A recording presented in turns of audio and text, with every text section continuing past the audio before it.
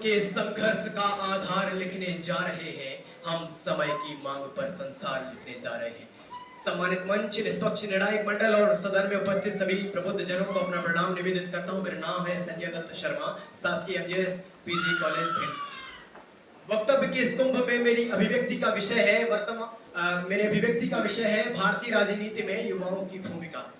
मान्यवर, भारतीय राजनीति में युवाओं की बहुत भूमिका है। विषय पर प्रकाश डालने से पहले इस तथ्य को जान लेना बहुत आवश्यक है कि दुनिया में सबसे अधिक युवाओं वाले देश के चुने हुए जनप्रतिनिधियों में सबसे कम संख्या युवाओं की है।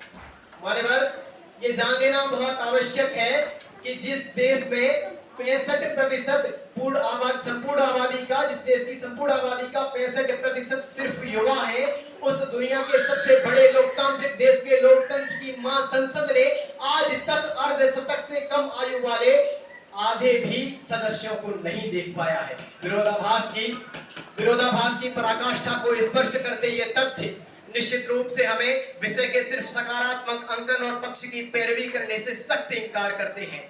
परंतु दूसरी ओर जागृति की मसालों को अपने हाथों में लेकर भारतीय राजनीति की तरफ दौड़ रहे युवा मिसाल भी कायम करते हैं। लेकिन विडंबना ये है कि ये मिसाल और ये जागृति आज सिर्फ बड़े बड़े केंद्रीय विश्वविद्यालयों तक सीमित रह गई है। मुझे दुष्यंत की पंक्तियां याद आती हैं कि कहां तो तय था चरागा हर एक घर के लिए, कहां तो तय था चरागा हर एक घर के लिए, कहां चराग मयस्सर नहीं शहर के लिए।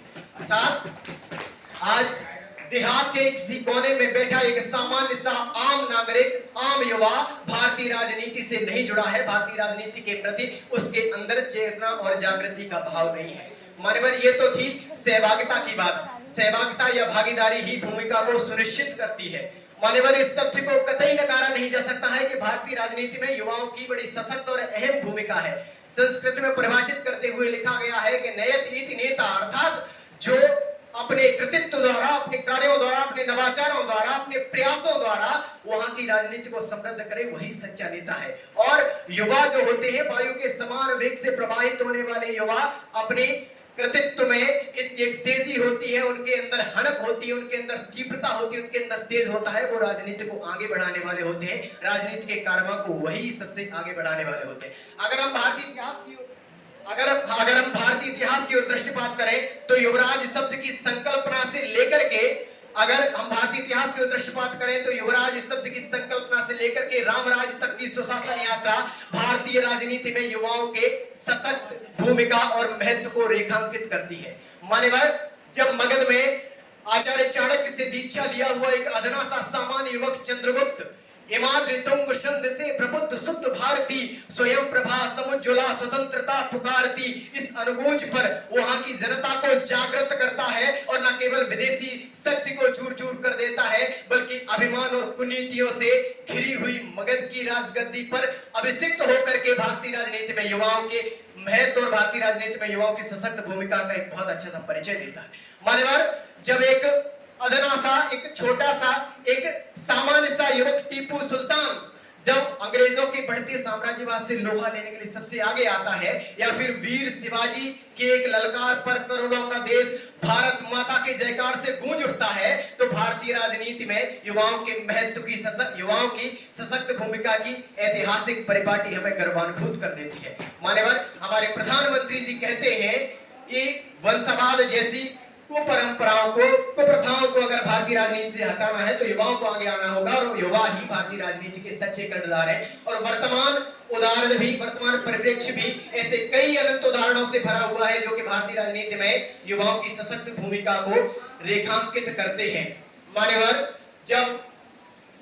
जब देश के हृदय प्रदेश का एक युवा राजनेता ऐतिहासिक सत्ता पलट का कर्णधार बनता है, जब राजस्थान का एक युवा नेता वहां के सबसे अधिक जनप्रिय नेता के रूप में उभर कर आता है, जब आईएएस की कुर्सी से इस्तीफा देकर के छत्तीसगढ़ के खरसिया से एक कुशल युवा आम चुनावों के लिए नामांकन दाखिल करता है, जब मध्य प्रदेश के भोपाल की एक बेटी रागेश्वरी अंजना युवा संसद में संसद भवन के सेंट्रल हॉल में अपनी आवाज को बुलंद करती है, जब हमारे भिंड जिले का एक बेटा लंदन की किसी प्रतिष्ठित यूनिवर्सिटी से पॉलिटिक्स की पढ़ाई पढ़कर के अंचल की राजनीति में शामिल होता है, और अभी 2 दिन पहले ही उसका यूएसए के इंटरनेशनल एनवायरमेंटल सम्मेलन जो कि कॉन्फ्रेंस ऑफ पार्टीज 27 के लिए एज ऑब्जर्वर चयन होता है।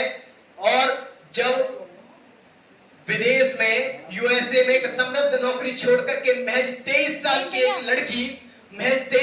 एक लड़की भक्ति शर्मा जनसेवा का संकल्प उठाती है, जनसेवा का बीड़ा उठाती है, युवा सरपंच के रूप में पूरे भारत में प्रसिद्ध होती है और यूथ आइकॉन के रूप में चर्चित होती है, तो हमें ये कहना बहुत लाजिमी हो जाता है कि भारतीय राजनीति में युवाओं की सशक्त भूमिका है, युवाओं की निर्णायक भूमिका है। और मान्यवर, हमें जरूरत है अपनी शक्तियों को पहचानने की, हमें जरूरत है गांव के किसी कोने में बैठे एक अधना से एक सामान्य से युवा तक भारतीय राजनीति के प्रति चेतना के भावों को पहुंचाने की, उन्हें प्रेरित करने की और स्वप्रेरणा की जरूरत है। हमें अपने आप को पहचानने की जरूरत है। हम कौन है? हम 57 की तलवारों का चमचम करता आलोक बने। हम कौन है?